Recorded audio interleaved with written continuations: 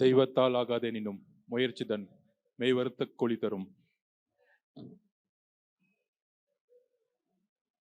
மாவட்ட கழக துணை செயலாளர் திருமதி தேவி அவர்களே, மாவட்ட மகளிரணி அமைப்பாளர் திருமதி தமிழ்ச்செல்வி அவர்களே, மாவட்ட மகளிரணி தளபதி லட்சுமி அவர்களே, நிர்வாகிகள் திரு தனலட்சுமி அவர்களே, நிர்மலா அவர்களே, திருமதி ரகமத் நிஷா அவர்களே, அண்ணன் திரு BS பாபு அவர்களே, கழக மாவட்ட செயலாளர் பூக்கடை அண்ணன் குமாரன் அவர்களே, கழக துணை பொதுச் செயலாளர் ராஜ்மோகன் அவர்களே, எல்லோருக்கும் என்னுடைய வணக்கம்.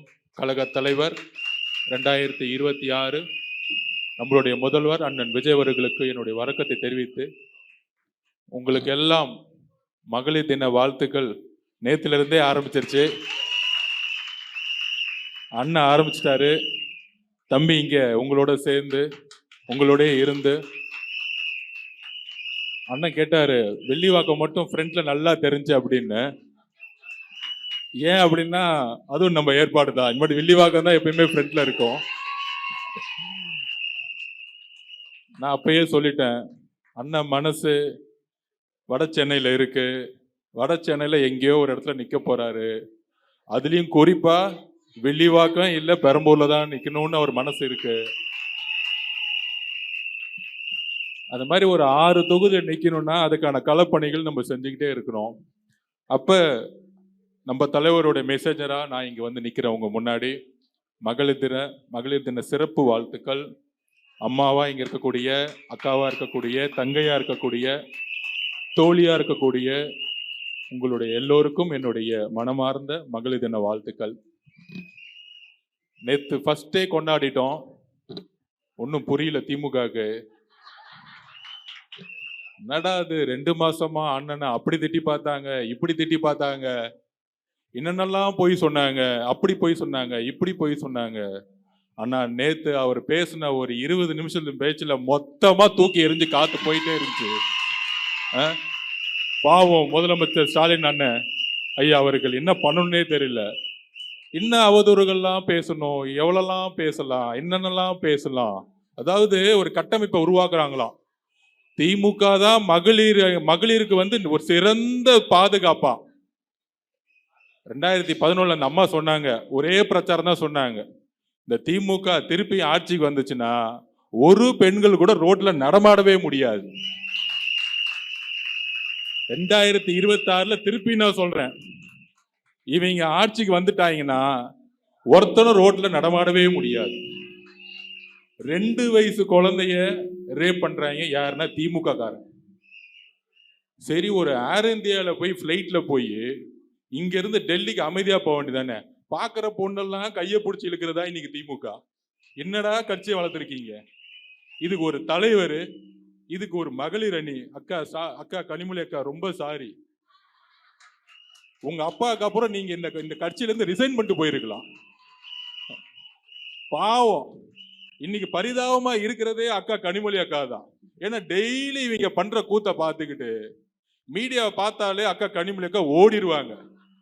ஏன்னா திமுக காரன் பேச்சு எடுத்தாலே அந்த மகளிரை கையை பிடிச்சி இழுக்கிறது, இந்த மகளிரை வந்து துரத்துறது, இப்படி ரேப் பண்றது, இப்படி ஒரு கட்சியை உருவாக்கிட்டு முதலமைச்சர் என்னன்னே தெரியல டெய்லி கண்ணை மூடி நடந்துகிட்டே இருக்கிறாரு.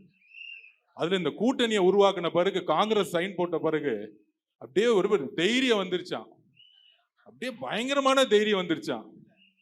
உடனே தமிழக வெற்றி கழகம் காங்கிரஸ் கோட்டை விட்டுருச்சு. அப்பா சாரி, அப்பான்னு சொல்லக்கூடாது அவரை. முதலமைச்சர் ஸ்டாலின் சார், 20 வருஷமா உங்க கூட இருந்தவனையே உங்களோட குடும்பம் நடத்த முடியாம பல சண்டைகள் போட்டு பல திரைமறைவுகள்ல வந்து பல நாடகங்கள் நடத்தி கொடுக்க வேண்டியவங்களுக்கெல்லாம் கொடுத்து, பெட்டியை கொடுக்கறதெல்லாம் கொடுத்து, கடைசியில சைன் போட வச்சு நம்ம அவர் பேரை சொல்லல, செல்வம் தான் அவர் பேரு. செல்வம் இருக்கிற இடத்துல தான் அவர் இருப்பாரு.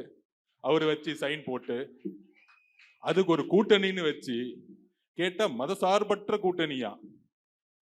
அது மதசார்பற்ற கூட்டணி இல்ல, கல்லாப்பட்டி கூட்டணி. தலைவர் கரெக்டா சொன்னாரு. பெட்டியை கொடுத்தாதான் சைனு. அப்படி ஒரு கூட்டணியை உருவாக்கிட்டு போன வாரம்லாம் ஒரு வண்டியை ஓட்டிட்டு இருந்தாங்க. அப்புறம் அவதூறு. நாங்கெல்லாம் கலைஞரை பத்தி பேச ஆரம்பிச்சா என்ன ஆகும்? எங்க வேலை அது கிடையாது. எங்க அண்ணன் தெளிவா சொல்லிட்டார், மக்கள் பிரச்சனையை நம்ம போக்கஸ் பண்ணுவோம். என்ன மக்கள் பிரச்சனை? இன்னைக்கு 2 வயசு குழந்தையே ஒருத்தர் ரேப் பண்றாரு. 2 வயசு குழந்தைங்க. அது திமுக காரன்னா என்ன ஒரு அநியாயம்! ஒரு ஏர் இந்தியால ஒரு விமான பணிப்பெண்ணை பார்த்து ஒரு தவறான ஒரு சிந்தனையோட அவங்கள தொடர்றது எவ்வளவு பெரிய ஒரு கேவலமான சிந்தனை திமுகக்கு. அப்ப இந்த திமுகக்கு என்ன பிரச்சனை? எதிர்கட்சியா இருக்கும்போது ஒரு நல்ல கட்சியா இருக்கும்.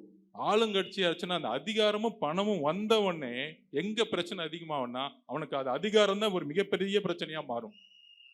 அந்த அதிகாரம் வந்தவொடனே எதெல்லாம் கண்ணில் பார்க்கறதெல்லாம் அடையணும். ஒரு நிலத்தை பார்த்தா தூக்கணும், பெண்களை பார்த்தா ஒரு கேவலமான ஒரு சிந்தனை. அப்படி ஒரு கட்சியை வச்சுக்கிட்டு 26ல நாங்க ஜெயிச்சிருவோம், 200 தொகுதியை ஜெயிச்சிருவோம். என்ன மனநிலைன்னே தெரியல அவங்களுக்கு.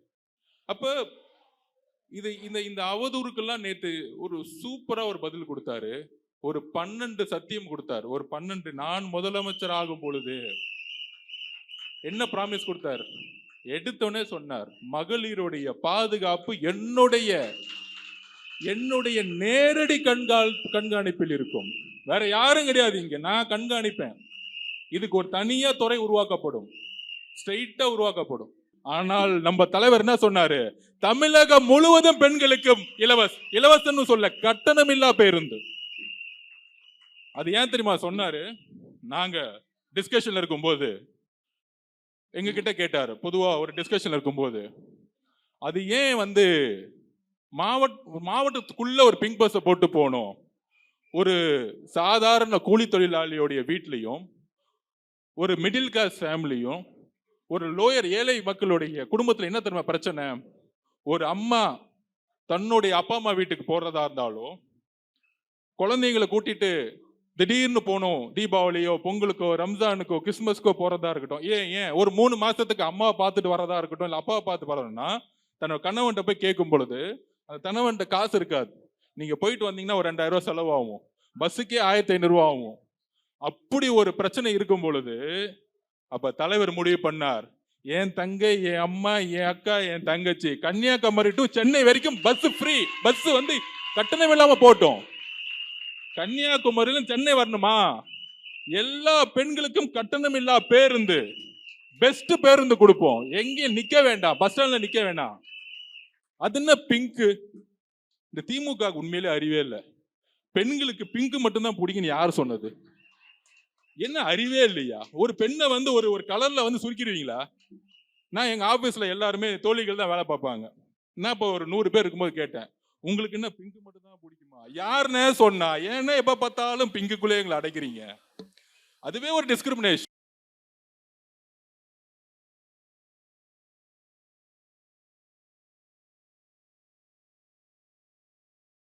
பிங்க் பஸ், அந்த பிங்க் பஸ் ஓட்ட உடஞ்ச பஸ்ல பெயிண்ட் அடிச்சு வச்சுட்டாங்க, எவனும் ஏறவே முடியாது. அப்ப தலைவருடைய ப்ராமிஸ் என்ன? தமிழகம் முழுவதும் இந்தியாவிலேயே முதல் மாநிலம் இது. முதல் மாநிலத்தில் டிக்ளேர் பண்ணாங்க. எத்தனை 500 கிலோமீட்டர் நீங்க தூத்துக்குடியில இருந்து சென்னை வாங்க, இல்ல தூத்துக்குடியில இருந்து தஞ்சாவூர் போங்க, இல்ல கன்னியாகுமரியில இருந்து மதுரை போங்க, எங்க வேணா போங்க, உங்க அப்பா அம்மாவை பார்க்க போங்க, உங்க குழந்தைகளை கூட்டிட்டு போங்க, உங்களுக்கு கட்டணமில்லா பேருந்துங்கிறத அனௌன்ஸ் பண்ணது எங்களுடைய தலைவர். ஒரு பெண்ணுடைய வழியிலிருந்து இப்படி ஒரு சத்தியம் செய்யும் பொழுது அவரை நோக்கிய விமர்சனம் எந்த அளவிற்கு தவறுங்கிறது நேத்து கொடுத்த பிராமிஸ்ல இருந்து தெரிஞ்சிருச்சு. அப்ப என்ன விமர்சனங்களை வேணா பண்ணுங்க, என்ன நாடகம் வேணா நடத்துங்க, ஆனால் தமிழக மக்கள் அதை நம்பவே மாட்டாங்க. அப்ப ஒவ்வொரு விஷயமும் பார்த்து பார்த்து பண்றாரு. கேஸ் சிலிண்டர் எதுக்கு? நேத்து 60 ரூபாய் ஏறிடுச்சு. இவங்க என்ன சொன்னாங்க? வரும்போது 100 ரூபாய் கம்மி பண்றேன், கேஸ் சிலிண்டர் ஃப்ரீ தரேன். ஆனால் அவர் சொன்னது என்ன? விறகு அடுப்புலையும் மண்ணிலும் இன்னைக்கும் பல தாய்மார்கள் இன்னைக்கு கேஸோடைய விலை ஏறுறதுனால இன்னைக்கு சமைச்சிட்டு இருக்காங்க. அப்ப என்ன சொன்னாரு? குறைந்தபட்சம் அவருக்கு தெரியுது குறைந்தபட்சம் ஒரு 45 நாள் ஒரு சிலிண்டர் வரலாம் ஒரு 4 பேர் இருக்க இடத்துல. அப்ப 6 சிலிண்டரை நம்ம கொடுப்போம்னு டிக்ளேர் பண்ணிட்டார் நேத்து. அப்ப அவருடைய தேர்தல் அறிக்கை கிடையாது, அவருடைய கனவு திட்டம். இத்தனை நாள் சொல்லிட்டு இருந்தாங்க அவருக்கு திமுகவை திட்டதான் தெரியும், ஸ்டாலின் ஐயா தவறுகளை சொல்லதான் தெரியும், இவர் தமிழ்நாட்டுக்கு வந்தா என்ன செய்வார்னு சொல்ல மாட்டேங்கிறாரு அப்படின்னு சொல்லும் பொழுது, நேத்து ஒரே மகளிர் தின மீட்டிங்ல மொத்தமா முடிச்சிட்டாரு. மகளிருடைய சந்தோஷத்தை மொத்தமா முடிச்சிட்டாரு. தமிழகம் முழுவதும் எல்லாரும் சந்தோஷம். அப்பாடா, எனக்கு இங்க இருந்து கன்னியாகுமரியில இருந்து நான் தூத்துக்குடி போறதா இருந்தா, இல்ல கன்னியாகுமரியில சென்னை போறதா, இனிமேட்டு எந்த பாரமும் எனக்கு கிடையாது குழந்தைங்களோட போறதா. அப்ப அந்த அளவிற்கு ஒவ்வொரு பெண்ணுடைய மனசிலிருந்து தாய் மாமன் சீருங்கிறாரு. திமுக புரியவே இல்லை. என்னடா திடீர்னு இப்படி எல்லாம் சொல்லிட்டு இருக்காரு. அதான் உறவு. ஒரு குழந்தை பிறந்த உடனே நான் அரசு மூலியமா ஒரு மோதிரம் போடுறேன்னு சொல்றப்பாரு, அதுதான் தாய் மாமன் சீரு. இதுக்கு மேல என்ன வேணும்? அப்புறம் கல்யாணம் பண்ணா அம்மா ஃபர்ஸ்ட் ஒண்ணு பண்ணாங்க. அம்மா முன்னாடி தங்கத்துக்கு தாலின்னு ஒண்ணு கொடுத்தாங்க, அதை ஒழிச்சுட்டாங்க வந்தவன்னு. இவங்களுதான் நம்பிக்கையே இல்லையே. அப்ப யோசிக்கிறாரு, ஓகே நல்ல விஷயமாச்சே, ஏன் இதை செய்யல? அப்ப உடனே யோசிச்சு என்ன சொல்றாரு, 8 கிராம்னா 1 பவுன். ஒரு சாதாரண கிராமப்புறத்திலேயோ, ஒரு கூலி தொழிலாளியோ, ஒரு மிடில் கிளாஸ் ஃபேமிலியோ ஒரு தாலி செய்யறதுக்கு, குறைந்தபட்சம் சின்னதா தாலி செய்யறதுக்கு இன்னைக்கு மினிமம் ஒரு பவுன், 4 பவுன் இல்ல 2 பவுன், 1 பவுன் பொருட்களையும் சேர்த்து செய்வாங்க. ரொம்ப ஏழ்மையா இருக்கிறாங்க. 1 பவுனோட விலை என்ன இன்னைக்கு உங்களுக்கு சொல்லுங்க? 1,25,000 ரூபாய். உங்களுக்கு தெரியும், விலை வேற ஏறிக்கிட்டே இருக்கு. கல்யாணம் பண்ணா 1,25,000 என்னுடைய முதல் சீரா ஒரு தாலி கொடுக்குறேன்னு சொன்னார்ல, இதுதான் எங்க தலைவர். ஐயோ 1,25,000 ஆயிடுமா, எப்படி கொடுக்கலாம், செய்ய முடியுமா? உடனே கேள்வி கேட்பாங்க, இவருக்கு பொருளாதாரம் தெரியுமா? அதுக்கு ரொம்ப சிம்பிளா சொல்லிட்டார், நீங்களே சொல்லுங்க. இன்னைக்கு ஒரு ரோடு போடுறாங்க, சரி ரோட விட்டுருங்க, ஒரு கக்கூஸ் கட்டுறாங்க திமுக, எத்தனை % கமிஷன் அடிப்பாங்க? கணக்கு இல்ல, நான் சொல்றேன் கணக்கு. ஃபேமிலிக்கு 20%, மினிஸ்டருக்கு 5%, ஆபீசர்ஸுக்கு 5%, 30%. ஓகேங்களா? அதுல 30% யார் டாக்ஸ்? ஜிஎஸ்டி மாதிரி தமிழ்நாட்டில் ஒரு டாக்ஸ் இருக்கு, ஸ்டாலின் டாக்ஸ். அதான் நேத்து சொன்னார். நீங்க ஒரு ரோடு போறதா இருக்கட்டும், ஒரு கக்கூஸ் கட்டுறதா இருக்கட்டும், ஒரு இபி ப்ராஜெக்டா இருக்கட்டும், ஒரு வீடு கட்டுறதா இருக்கட்டும், ஒரு பிடபிள்யூ டிபார்ட்மெண்ட் இல்ல ஒரு ஸ்கூல் கட்டுறதா இருக்கட்டும், ஏன் இடிஞ்சு விழுற மாதிரி இருக்கு? வெள்ளக்காரன் கட்டின ரிப்பன் பில்டிங் இன்னும் இருக்கு, இவங்க கட்டின ஹாஸ்பிட்டல் உடஞ்சிக்கிட்டு இருக்கு, ஸ்கூல் உடஞ்சிக்கிட்டு இருக்கு. ஏன்? Stalin tax. Stalin sir tax. Stalin sir டாக்ஸ்னா எவ்வளவு? எஸ்எஸ்டின்னு சொல்லலாம். இனிமேல் ஜிஎஸ்டிக்கு பதிலா எஸ்எஸ்டி. எஸ்எஸ்டி 30% போகுது. 30%னா நேற்று கணக்கு சிம்பிளா எடுத்துட்டாரு, 4 லட்சம் கோடி ரூபாய்ப்பா பட்ஜெட். அப்ப 30% எவ்வளவு ஆச்சு? 1,20,000 கோடி ரூபாய். 1,20,000 கோடி ரூபாய் எடுத்து நான் ஸ்கீம்ஸ் கொடுக்க போறேன். எனக்கு ₹1 காசு தேவையில்லப்பா, நான் முடிவு பண்ணிட்டேன்.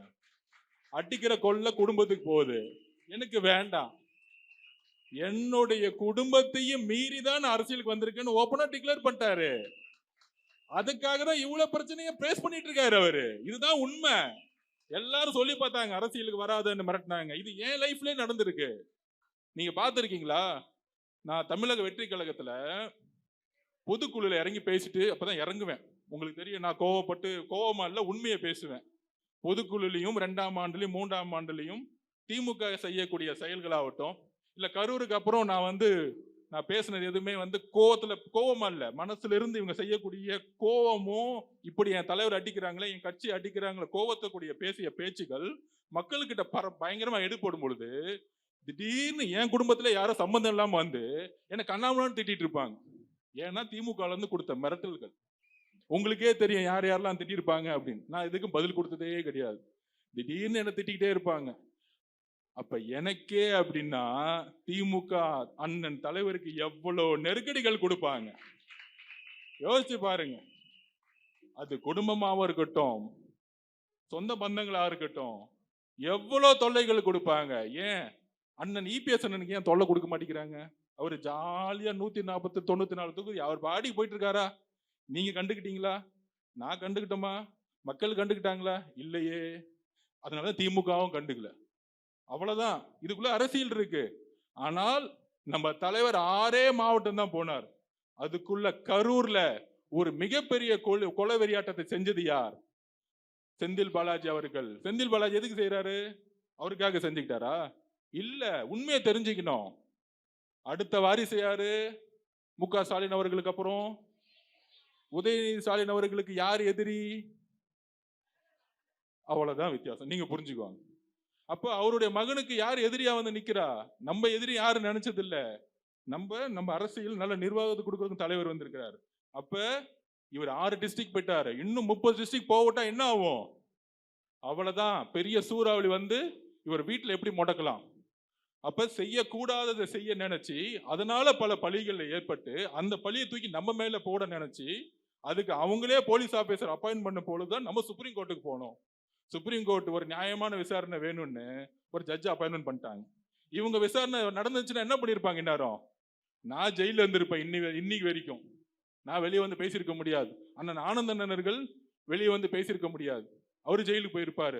எல்லாரையும் ஜெயிலுக்கு போயிட்டு கரெக்டா பிப்ரவரி மாசம் இந்த 41 பேருக்கு நீ தான்ப்பா தப்புன்னு அவங்க போட்டாங்களே ஒரு நம்பர் கமிஷன். அந்த அம்மா காலையில 6 மணிக்கே வந்துட்டாங்க. நீங்க பாத்திருப்பீங்களான்னு தெரியாது. கரூர் அன்னைக்கு காலையிலே வந்துட்டாங்க. வந்து இது தப்பு அது தப்புன்னு அப்பயே பேச ஆரம்பிச்சிட்டாங்க. ஹைகோர்ட்ல ஒரு கேஸ் போட்டு திமுக காரன் கேஸ போட்டு எஸ்ஓபி கேஸ் பதிலா நமக்கு எஸ்ஐடி கேஸ் போட்டு விட்டாங்க. எஸ்ஐடினா போலீஸ் ஆபீசர் அவங்களே போட்டுக்கிட்டாங்க.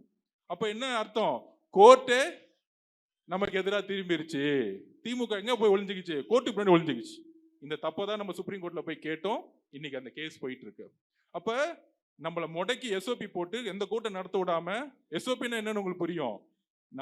இப்ப நான் இங்க கூட்டம் நடத்தணும்னா இங்க இருக்கிற எஸ்பி கிட்ட நான் பர்மிஷன் வாங்கணும். அந்த மாதிரி நம்ம எங்க கூட்டம் நடத்துறதா இருந்தாலும் போலீஸ் ஆபீசர்கிட்ட பர்மிஷன் வாங்காம நம்ம போக முடியாது. அதே மீறி போனா என்ன தெரியும்? அண்ணனை பாக்குற எத்தனை லட்சம் பேர் வருவாங்கன்னு உங்களுக்கு தெரியும். அந்த கூட்டத்துல திருப்பி தவறாச்சுன்னா திருப்பி நம்ம மேல பழின்னு போடுவாங்க. அப்ப காவல்துறையோட அனுமதிக்காக எத்தனை மாசம் நம்ம காத்திருக்க வேண்டியதா இருக்கு? காத்துட்டே இருக்க வேண்டியதா இருக்கு. அதனாலதான் இனி 5000 பேர் வச்சு மீட்டிங் நடத்திட்டு இருக்கோம். ஏன்னா திமுகக்கு 32 மாவட்டத்துக்கும் தலைவர் போயிடக்கூடாது. வீட்டுல முடக்கணும். வீட்டுல முடக்கிட்டு போலீஸ் பர்மிஷன் கொடுக்காம இல்ல அவர் வீட்டுல ஜாலியா இருக்கக்கூடிய ஆளு, அவர் வந்து பிரச்சாரம் பண்ண மாட்டாரு அப்படின்னு ஒரு பொய்யான தகவலை பரப்புறது. இதையும் மீறி அவர் பிரச்சாரம் பண்ண ஆரம்பிச்சிட்டாரு. அப்புறம் அவர் வேற என்னெல்லாம் மொழிகள் சொல்லி அவர் அடிக்கலான்னு பிரச்சாரத்தை ஆரம்பிச்சிட்டாங்க. நான் திருப்பியும் சொல்றேன், அம்மா ஜெயலலிதா அவர்களுக்கு ஏற்பட்டதையும் எம்ஜிஆர் அவர்களுக்கு என்னெல்லாம் ஏற்பட்டுச்சோ, என்னெல்லாம் அவரை சொல்லி சொல்லி சொல்லி திட்டினாங்களோ அதையெல்லாம் மக்கள் பொறுமையா கேட்டுக்கிட்டே இருக்கிறாங்க. இந்த பொறுமையா கேட்டு கேட்டு என்ன பண்ணுவாங்க? 77ல திமுகவை தூக்கி எறிஞ்சாங்க. அவர் உயிரோட இருக்கிற வரைக்கும் அவங்க எந்த காலத்திலும் வந்ததா வரலாறே கிடையாது. இதுதான் உங்களுக்கு மக்கள் அவங்க மேல கொடுத்த பதிலடி. அதே மாதிரி நீங்களும் சரி நம்மளும் நம்புவோம். இன்னைக்கு அவங்க சொல்றாங்களே பெருசா கூட்டணி உருவாக்கிட்டோம், அண்ணா ஓபிஎஸ் அண்ணா வந்தா கூட புடிச்சு போட்டுக்குவோம், யார வேணா புடிச்சு போட்டுக்குவோம், நம்ம ஜெயிச்சிடலாம். ஒரு கிரிக்கெட் மேட்ச் நடக்கும் T20, இன்னும் 40 நாள் தானே இருக்கு. இந்தியா ஜெயிக்கவே நினைக்காதுன்னு நினைச்சாங்க. ஒரு மேட்ச் 6 பாலுக்கு 6 சிக்ஸர் அடிச்சாங்க. அந்த மாதிரி நோட்டிபிகேஷன் வரட்டும், எலெக்ஷன் நோட்டிபிகேஷன் வரட்டும். நம்ம அண்ணன் ரோடா போகும்போது அப்போ ஒரு மிகப்பெரிய மாற்றம் வரும். ஒவ்வொரு ரோடா போயிருக்கும் போது மக்களோட எழுச்சி அன்னைக்கு பார்ப்பாங்க. நீங்க முடக்கி வைக்க முடியாது. அவதூறும் சூழ்ச்சியும் மக்கள்கிட்ட எடுபடாது. ஏன்னா நீங்க தான் ஆளுங்கட்சி, நீங்க தான் எல்லா தவறும் செஞ்சிருக்க. ஒவ்வொரு மாவட்டத்துக்கும் ஒவ்வொரு மன்னர்களை உருவாக்கிட்டாங்க. அங்கேயா திருச்சியா, அங்க நேரு குடும்பம், இந்த பக்கம் பொன்முடி குடும்பம், அந்த பக்கம் செந்தில் பாலாஜி குடும்பம், இப்படி ஒவ்வொரு மன்னர்களை உருவாக்கக்கூடிய ஒரு மனநிலையை உருவாக்கி மக்கள் வெறுத்து போயிருக்காங்க. அப்ப இபிஎஸ் ஐயாவுடைய பிரச்சாரம் தோல்வியில முடிஞ்சிருச்சு. அப்ப மக்களுடைய ஒரே நம்பிக்கை என்ன? நம்மளுடைய தலைவர்களுடைய பேச்சும் பிரச்சாரம் மட்டும்தான். அதை எப்படிலாம் முடக்கலாம்? அவரை முடக்கலாமா? ஐயோ அவர் முடங்கிட்டாரு, கரூருக்கு அப்புறம் அவர் முடங்கிட்டாரு, கட்சி காணாம போயிடுச்சு. இல்ல, திருப்பி எந்திச்சு வந்துட்டே இருந்தார். திருப்பி அவதூறு சொற்கள், திருப்பி எந்திரிச்சு வந்துட்டே இருக்கிறார். நீ இவ்வளோ பேசிட்டியா? மகளிர் தின அன்னைக்கு என்னுடைய குறிக்கோள் என்ன, என்னுடைய செயல் திட்டம் என்ன, நான் ஆட்சிக்கு வரும்போது என்னுடைய அக்கா தங்கைக்கு நான் என்ன பண்ணுவேன்னு சொல்லிட்டு போய்கிட்டே இருந்தார். இதுதான் பதில். ஒரே பதில் இதுதான். ஒரு நெகட்டிவா பிரச்சாரம் பண்ணா, அதாவது இன்னும் சிம்பிளா உங்களுடைய மொழியில சொல்றேன், அவங்க நெருப்பை ஏத்திக்கிட்டே இருக்கிறாங்க. நீங்க பாக்குறீங்க, ஐயோ எரியுதே அப்படின்னு நினைச்சு நீங்க கவலைப்படுறீங்க. என்னப்பா அப்படி எரிச்சுக்கிட்டே இருக்கிறாங்க, தீப்பெட்டி வச்சு எரிச்சு எரிச்சு பெருசாக்கிட்டு இருக்காருங்க. ஆனா நம்ம அண்ணனை பொறுத்த வரைக்கும் ஒரு பேச்சு என்ன தெரியுமா? ஒரு பேச்சுங்கிறது ஒரு மிகப்பெரிய கனமழை. ஒரு புயலோட ஒரு மழை வந்தா என்ன ஆகும்? எவ்வளவு பெரிய நெருப்பையும் அந்த மலை அதோட நெருப்பை காண போய்கிட்டே இருக்கும்.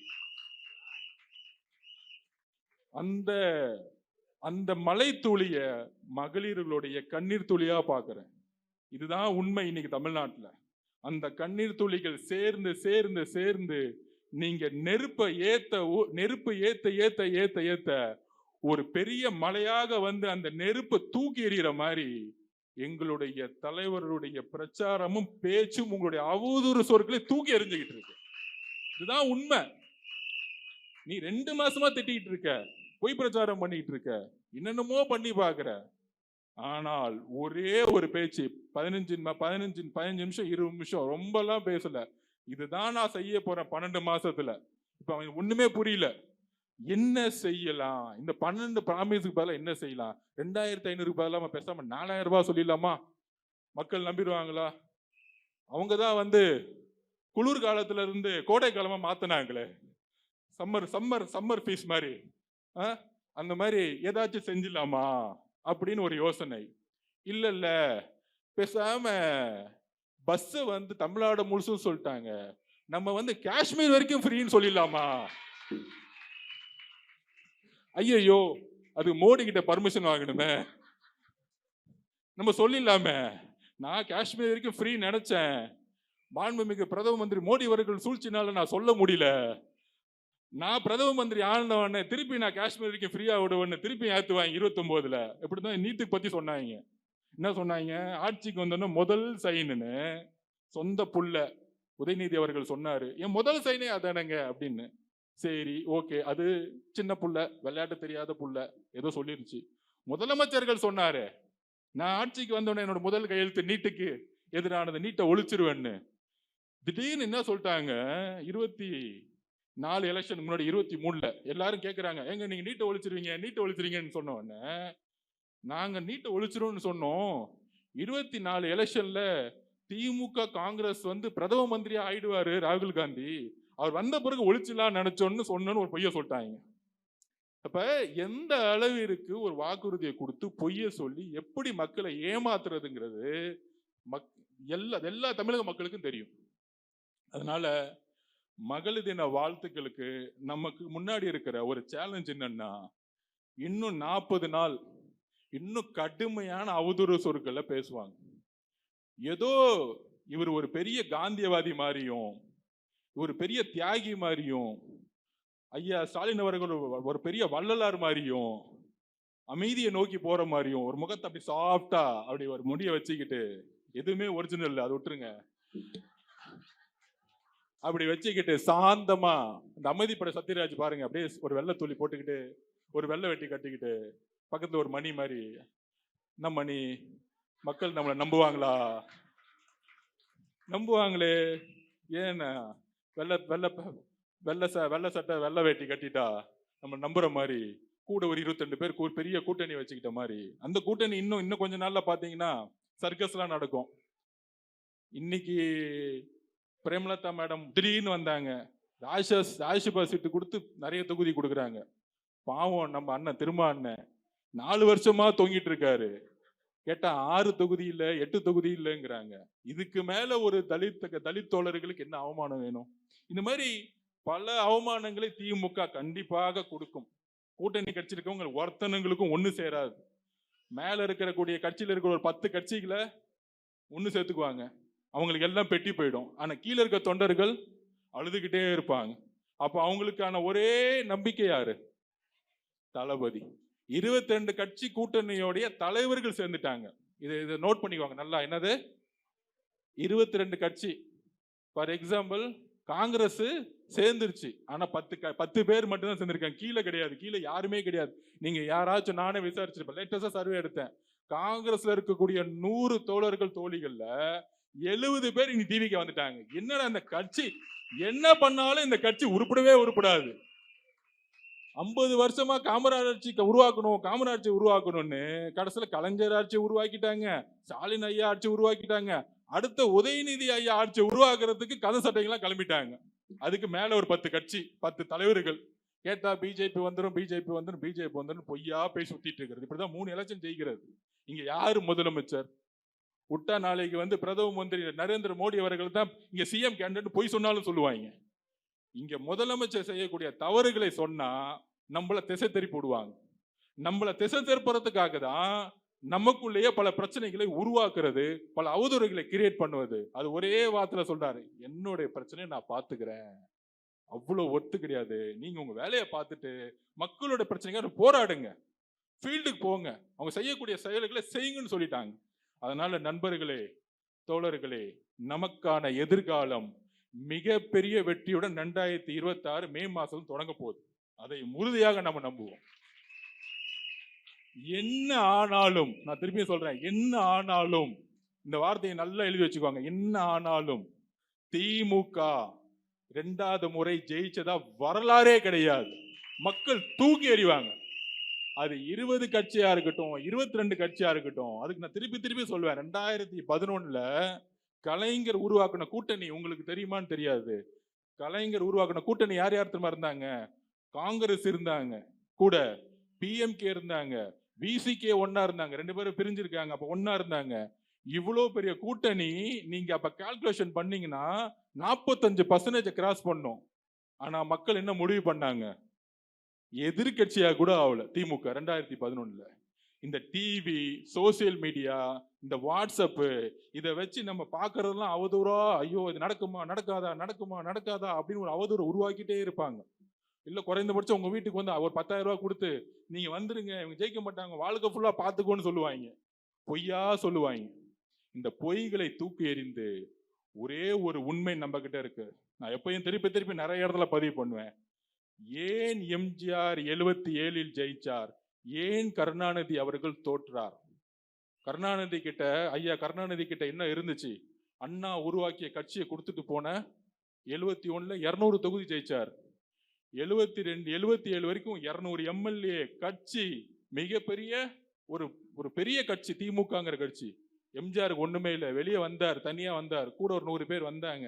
ஆனா 77 எம்ஜிஆர் ஜெயிச்சார். மக்கள் ஏன் ஜெயிக்க வச்சாங்க? ஐயா கருணாநிதி அவர்கிட்ட பணபலம் இருந்துச்சு, கட்சி இருந்துச்சு. நீங்க சொல்றாங்களே, கட்சி இருக்கா, கட்டமைப்பு இருக்கா, பணம் இருக்கா, இது எல்லாம் ஐயா கருணாநிதி கிட்ட அப்ப இருந்துச்சு. ஒன்னே ஒண்ணு இல்ல. நீங்க சொல்லுங்க பாப்போம், என்ன இல்லைன்னு? உண்மை இல்லை. கலைஞர் கருணாநிதி கிட்ட மக்கள் என்ன பார்த்தாங்க? எம்ஜிஆர் உன் கூட தானப்பா இருந்தாரு, உன்னை முதலமைச்சர் ஆக்குறதுக்கு எவ்வளவு கஷ்டப்பட்டாரு. 71 200 தொகுதி ஜெயிக்கும் போது நீங்க 2 பேரும் சேர்ந்து பிரச்சாரம் பண்ணீங்க. கடைசியில அவரை தூக்கி வெளியே போட்டிய, அதிகாரம் வந்தவன, பணபலம் வந்தவன, அந்த மனுஷனை போட்டு இவ்வளோ அடிக்கிறிய, கட்சிக்காரங்க கூட்டம் போட்டா போலீஸ் வச்சு அடிக்கிறிய, சினிமா படத்தை ரிலீஸ் பண்ண உடலையே, அவரை பர்சனலாவும் தன்னுடைய குடும்பத்தை வச்சு அசிங்கமா பேச வச்சாங்களே. இதெல்லாம் இப்ப மட்டும் நடக்கல, எம்ஜிஆருக்கு நடந்துச்சு. இதெல்லாம் குடும்பமா அவங்க ஃபாலோ பண்ணக்கூடிய எத்திக்ஸ் இல்ல, மெத்தட்ஸ். அதெல்லாம் அவங்களுக்கு எத்திக்ஸ்னால என்னன்னு தெரியாது. அப்ப மக்கள் பார்த்து அவர் எம்ஜிஆர் அவர்களை தேர்ந்தெடுத்தாங்க. தேர்ந்தெடுக்கும் பொழுது கலைஞருக்கு புரியல, எம்ஜிஆர் அவர்களுக்கு தமிழே பேச தெரியாது அப்படின்னு பேசினாங்க, மலையாளின்னு பேசினாங்க, அவருக்கு என்னென்னமோ பர்சனலா கேவலமா பேசினாங்க. கட்சி கட்டமைப்பு இல்ல, பணம் இல்ல, இவரை நம்பி யாரு போவா, இவர் உருவத்தை பாரு, திருப்பி கேரளாக்கே ஓடிடுவாரு. இதையெல்லாம் தாண்டி எம்ஜிஆர் ஜெயிக்கும் பொழுது அன்னைக்குதான் மக்கள் ஒரு பாடம் எடுத்தாங்க திமுக கிட்ட. நீங்கள் எப்பெல்லாம் உண்மையா இல்லையோ மக்கள் உங்களை தூக்கி எறிவார்கள் என்கிற உண்மையை கலைஞருக்கு சொன்னாங்க. அதே மாதிரி அவருடைய வாரிசு மு.க. ஸ்டாலின் அவர்கள், ஐயா அவர்கள், நீங்க எல்லா பணபலமும் இருக்கு, வசதி இருக்கு, உங்ககிட்ட பெரிய கட்டமைப்பு இருக்கு, ஆனால் தமிழக மக்கள் 2021 உங்கள் ஓட்டு போட்டு தேர்ந்தெடுத்தது நேர்மையான ஆட்சி, பெண்களுக்கு பாதுகாப்பு, தன்னுடைய குடும்பத்திற்கு முக்கியத்துவம் கொடுக்காம இருக்கிறது, வாரிசு ஆட்சி உருவாக்காம இருக்கிறது. இதெல்லாம் அவர் பேசினாரு. அந்த எலெக்ஷனுக்கு முன்னாடி சன் டிவி மீட்டிங்ல எல்லாம் பேசினாரு. அப்ப இந்த அளவிற்கு மக்கள் எதிர்பார்ப்போட ஓட்டு போடும் பொழுது அதுல ஒண்ணு கூட செய்யாம வெறும் வெற்று விளம்பரங்களும் கூட கூட்டணின்னு ஒரு 10 தலைவரை வச்சுக்கிட்டு சும்மா பிஜேபி வந்துரும்னு முதலமைச்சர் தேர்தலில் ஒரு பொய்யான கற்பனை கதைகளை உருவாக்கி 3 தேர்தல எலெக்ஷன்ல ஜெயிச்ச மாதிரி ஏன் இப்ப ஜெயிக்க முடியாதுன்னா, அப்ப எதிர்கட்சியில உங்களுக்கு இபிஎஸ் இருந்தாரு. இப்பொழுது எங்கள் அண்ணன் தலைவர் விஜய் அவர்கள் உங்களை எதிர்த்து நிற்கிறார். அப்படி ஒரு சக்தியை நீங்க பார்க்க முடியல. அந்த பயம்தான் டெய்லி அவதூறுகளை நீங்க பரப்பிட்டு இருக்கீங்க. அந்த அவதூறுகளை எப்படி எம்ஜிஆர் அவர்கள் எதிர்கொண்டு 1977 வெற்றி பெற்றாரோ, அதே மாதிரி அம்மா அவர்கள் எப்படி 1991 வெற்றி பெற்றார்களோ, 2026 தமிழகத்தின் முதல்வராக எங்களுடைய தலைவர் முதலமைச்சர் யாராலையும் தடுக்க முடியாது என்பதை உறுதியுடன் இன்னைக்கு மகளிர் தின வாழ்த்துக்களுடன் ஒரு உறுதிமொழியோட உங்களோட சொல்லி, தேர்தல்ல நம்மளுடைய பணி எப்படி இருக்குன்னா, நான் திருப்பி சொல்லிட்டே இருப்பேன். நம்மளோட தோழர்கிட்ட வில்லிவாக்கம் மட்டும் இல்ல 234 தொகுதியும் வீடு வீடா பிரச்சாரம் போடும் பொழுது நம்மளுடைய கட்சியோட கட்டமைப்பு எங்க இருக்கு? பெண்கள் தான் கட்டமைப்பு. நீங்க தான், ஆண்கள்லாம் அதுக்கு அப்புறம் தான். இது பின்னாடி திமுகனா திடீர்னு ஒரு 1000 பேர் வேட்டி கட்டிட்டு வருவான். டிவிக்குன்னா ஒன்லி சேலை கட்டிக்கிட்டு அக்காக்களும் தங்கைகளும் எல்லாம் ஓடி வருவாங்க. இந்த மாதிரி ஒரு கட்சி தமிழ்நாட்டுல எங்கேயுமே இன்னைக்கு இல்ல. அந்த அளவுக்கு அதை உடைக்கிறதுக்கு தான் இவ்வளவு கேவலமான வேலையை பண்றது இவங்க. அப்ப இன்னைக்கு வேட்டி போய் அக்காக்கள் ஃப்ரண்ட்ல வந்துட்டாங்க, நீங்க முன்னாடி போங்க, நாங்க வேட்டி கட்டிக்கிட்டு பேண்ட் போட்டு உங்க பின்னாடி வரோம். இதுதான் மகளிர் தினத்துடைய தலைவருடைய மெசேஜ், எங்களுடைய உறுதிமொழி. அதனால நீங்க போங்க, ஒவ்வொரு வீட்டுக்குள்ள நீங்க போகும்போது ஆசையா திறப்பாங்க. டிவி கேல இருந்து வந்துட்டாங்க அக்கான்னு. திமுக காரன் வேட்டி கட்டிட்டு போகும்போது துரத்தத்தை ஓட ஓட துரத்துவாங்க. இது எனக்கு தெரியும். அதனால புதுசா ஒரு புரட்சி உருவாக்கும்.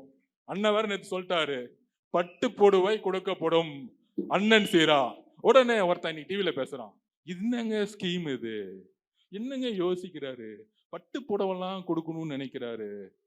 அந்த பட்டு புடவை ஒவ்வொரு சாதாரண ஏழை ஒரு பெண்ணுக்கு கல்யாணம் செய்யும்போது எவ்வளவு பெரிய கனவுன்னு பணக்காரனா இருக்க உனக்கு தெரியாதுடா, திமுக காரனுக்கு தெரியாது. நீ பண்ணையாரு.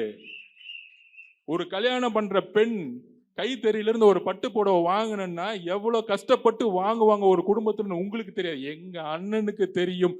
அந்த பெண் பட்டு புடவையுடன் ஒரு 8 கிராம் தாலியுடன் தாலியை கட்டி குடும்பத்திற்கு ஒரு அண்ணன் சீரோட போகணும்னு நினைக்கக்கூடிய உணர்வு இருக்குல்ல, இது நீ அதை பணமா பாக்குற, எங்க அண்ணன் உணர்வா பாக்குறார்.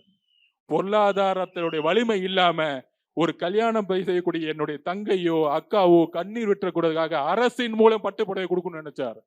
சோ அதனால இன்னொன்னு என்ன ஆகும், பட்டு நெசவு செய்யக்கூடிய காஞ்சிபுரம் மாவட்டமா இருக்கட்டும், பல்வேறு மாவட்டம் இருக்கக்கூடிய நெசவு தொழிலுக்கு ஒரு இம்பார்ட்டன்ட் கொடுக்குறாருங்க. இதுக்கு பின்னாடி அரசியல் இல்ல, இதுக்கு பின்னாடி பெண்களுடைய வாழ்வாதாரத்தை அவர் யோசிக்கிறாரு. ஒவ்வொரு திட்டமும் பல்வேறு சிந்தனைகள் உருவானது. ஆனா எல்லா சிந்தனையும் திருப்பி சொல்றேன், எல்லாமே பெண்களுக்கான திட்டமாக மட்டும்தான் அவர் உருவாக்கிட்டு இருக்காரு. அதனாலதான் நான் சொல்றேன், இன்னமேட்டு டிவிக்கோட பிரச்சாரம் அக்காக்களும் அம்மாக்களும் தங்கைகளும் முன்னாடி போனோம். தம்பிங்களா சூப்பர், இன்னைக்கு நிக்கிறீங்க பாத்தீங்களா, அக்காக்கள்லாம் உட்கார்ந்துட்டு இருக்காங்க, தங்கைங்களா நம்மளாம் நிக்கிறோம் பாத்தீங்களா, இது போதும். மித்த கட்சிலாம் சேரே கொடுக்க மாட்டாங்க, அப்படியே போயிடுவாங்க. பார்த்துட்டு ஐயோ இந்த கூட்டத்துக்கு வந்தா பயமா இருக்கு, அதுவும் திமுக கூட்டத்துக்குள்ள போனா என்ன ஆகும்னு நமக்கே தெரியல, அதான் பிளைட்ல போகும்போதே ஏதோ பண்றாங்களே. அதனால நமக்கான வாழ்க்கையும் நமக்கான பாதுகாப்பும் ஒரு வளமான வாழ்க்கையும் தமிழக வெற்றி கழகத்தினால் மட்டும்தான் உருவாக்க முடியும். அதை நம்புவோம். நமக்கான பயணம் ஒரு சிறப்பா மகிழ்ச்சியா இருக்குங்கிறத சொல்லி, அப்புறம் இன்னுமேட்டு வீடு வீடா உங்களோட நானும் வரணும்னு நினைக்கிறேன். அப்ப நான் உங்க குடும்பத்துல ஒரு ஆளா ஆகணும்னு நினைக்கிறேன். உங்க வீட்டுக்கு அடுத்த வாரத்துல இருந்து வரணும்னு நினைக்கிறேன். நான் கொஞ்சம் சைவம், கொஞ்சம் மதியானம் சைவ சாப்பாடா எனக்கு ரெடி பண்ணிருங்க. வில்லிவாக்கம் ஃபுல்லா ஒரு ரவுண்ட் அடிக்கும் போது எனக்கு சாப்பாடு உங்க வீட்டுல தான். நீங்க எல்லாம் சமைக்காதீங்க. நீங்க என் பின்னாடி தேர்தல் பிரச்சாரத்துக்கு வந்துருங்க. வீட்டுல யார் இருக்காங்களோ அவங்க சமைப்ப வைப்போம். இத்தனை நாள் நம்ம சமைச்சது போதும். இனிமேட்டு அண்ணங்கிட்ட எல்லாம் சொல்லிடுங்க. கஷ்டம் சொல்றீங்களா, யூடியூப் பார்த்து சமைக்க சொல்லுங்க. யூடியூப் பார்த்து சமைச்சிடலாம். கஷ்டம் தெரியட்டுமே, நம்ம பண்ற கஷ்டம்லாம் தெரியட்டுமே. எனக்கு என் பாட்டி தான் ரொம்ப பிடிக்கும். அதுக்கப்புறம் ஏன்னா எங்க அப்பா அம்மா சின்ன வயசுல இழந்துட்டேன். அதுக்கப்புறம் நான் ஒரு ஆளை உங்களுக்கு இப்ப இன்ட்ரடியூஸ் பண்ணி விடுறேன். ஏன்னா உங்களோட வீட்டுக்குள்ள வரும்போது என் வீட்டுல இருந்து ஒரு ஆள் நம்ம இங்க வரணும்ல. ஆமா, சீதா லட்சுமி என்னுடைய தங்கை, என் தங்கச்சி.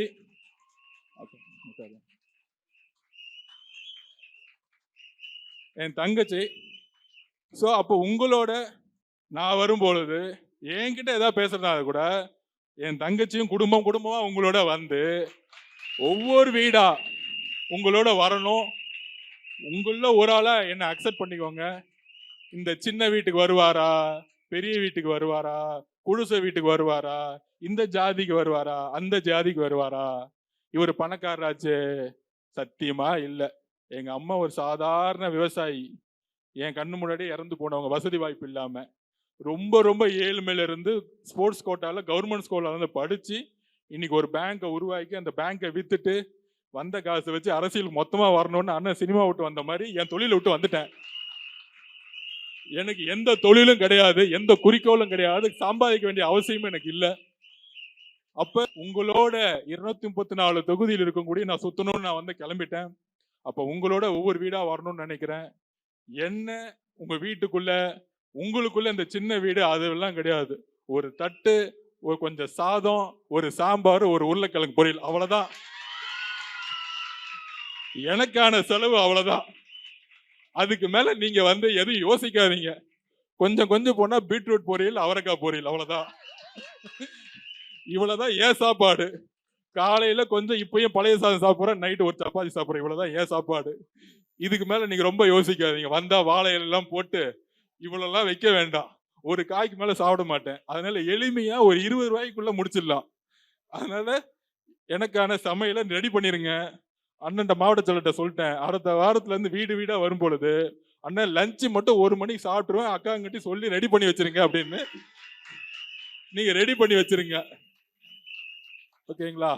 ஸோ அதனால எனக்கு மதமும் கிடையாது, ஜாதியும் கிடையாது, மொழியும் கிடையாது, ஆண் பெண் இதுவும் டிஃபரன்ஸும் கிடையாது. ஏன்னா என்ன வளர்த்தது எனக்கு 2 பேர் தான் வாழ்க்கையில வந்து ஒரு லெசனை கற்றுக் கொடுத்தாங்க. ஒன்று எங்க அம்மா, இன்னொன்று என் பெரிய அம்மா. எங்க அம்மா நல்லா படிப்பாங்க, பெரிய குறிக்கோள் இருந்துச்சு. ஆனா தன்னுடைய அம்மா கிட்ட சொல்ல முடியாம கல்யாணம் பண்ணிட்டு போன இடத்துல பல பிரச்சனையாகி செத்துட்டாங்க. ஆனா எங்க பெரியம்மா இருக்கு பாருங்க, பயங்கரமான கேடி. என் பாட்டி கிட்ட சண்டை போடும் சின்ன வயசுலயே. என்னது நீ என்ன சொல்றது, நான் என்ன பண்றேன்னு படிக்க போயிட்டாங்க. படிச்சு என்ன ஆனாங்க தெரியுமா? அப்ப ஒரு அடக்கி அடக்கி வச்ச ஒரு சமூகத்துல என்ன ஆனாங்கன்னா தமிழ்நாட்டுடைய ஃபர்ஸ்ட் ஐபிஎஸ் ஆபீசர் ஆயிட்டாங்க. அவங்க தான் திலகவதி ஐபிஎஸ். எங்க பெரியம்மா திலகவதி ஐபிஎஸ் தமிழ்நாட்டிலேயே ஃபர்ஸ்ட் ஐபிஎஸ். எது? காவல்துறையில் ஆண்கள் மட்டுமே ஆதிக்கம் செலுத்தின இடத்துல எங்க பெரியம்மா அப்பயே எல்லாத்தையும் போட்டு பார்த்து காலி பண்ணிட்டு அன்னைக்கே ஃபர்ஸ்ட் டிஜிபி ஆயிட்டாங்க. அப்ப எவ்வளவு பேர்த்த பார்த்திருப்பாங்க. அவங்கள பார்த்து பார்த்து வளர்ந்தாள் நான். அப்ப எங்க பெரியம்மா ஒரு பெண்ணிடம் எப்படி கண்ணியமாக நடக்கணும், ஒரு பெண்ணுடைய உணர்வு எப்படி, ஒரு பெண்ணுக்கு என்னெல்லாம் பிரச்சனை இருக்கும் உடல்ல இருந்து மனதில இருந்து சொல்லி சொல்லி எனக்கு வளர்த்திருக்காங்க. அதனால எனக்கு நான் ஓப்பனா சொல்லுவேன், நீங்க தான் பிரச்சாரத்தை முன்னெடுக்கணும், நாங்கெல்லாம் பின்னாடி வரோம். நான் அண்ணன்ட்ட சொன்னேன், அண்ணன் இந்த பூத்து கமிட்டி எல்லாம் பாத்தீங்கன்னா எல்லாமே முடிஞ்ச பெண்களா போட்டுருங்கண்ணே, அண்ணன்களோட சேர்ந்து உள்ள பெண்கள் போட்டோம், ஒரு பேனா பேப்பரை கொடுத்து ட்ரைனிங் கொடுத்து உட்கார வச்சிருவோம் அப்படின்னு சொன்னேன்.